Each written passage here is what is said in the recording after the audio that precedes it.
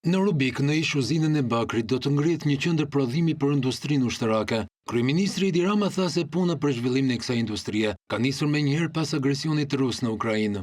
Këtë kompleks e kemi identifikuar si një nga pikat ku do të investohet dhe do të prodhohet për forcat tona të armatosura, por në masën më të madhe për eksport. Faktikisht e kemi filluar punën qysh pas agresionit rus në Ukrainë. Filozofia jonë është që të investojmë për të fituar dhe për të reinvestuar. Kryeministri lajmëroi edhe krijimin e Akademisë së Pilotëve, ku përveç përgatitjes së pilotëve shqiptar, synohet të vihet në dispozicion edhe të forcave aleate. Ne jemi duke përgatitur edhe hapjen Akademisë së Forcave Ajrore, ku do të filloj edhe përgatitja e pilotëve shqiptar.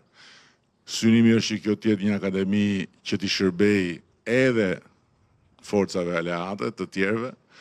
Për këtë po punojmë përsëri me një grup shumë të rëndësishëm në fushën e industrisë mbrojtjes dhe besoj që në ditët në vijim në Vlorë do të bëjmë edhe firmosjen për fillimin e punës për Akademinë Shqiptare të Forcave Ajrore.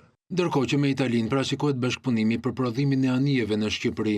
Në bashkëpunim me Italinë, me një ndër ndërmarrjet më të mëdha të prodhimit të anijeve në botë, që është Fincantieri, tani më një marrëveshje mirëkuptimi për të bashkëpunuar për ngritjen ose për ringritjen e bazës së prodhimit edhe të riparimit të anijeve në Shqipëri, gjë që do të na jap mundësi të prodhojmë për vete dhe përsëri të eksportojmë. Për shefin e ekzekutivit, rrëmëkëmbja e ushtrisë ushtarake do të pasojë me arritjet e ekonomisë kombëtare, krijimin e vendeve të reja të punës të mirë paguara, si dhe do të rriten kapacitetet mbrojtëse të Shqipërisë.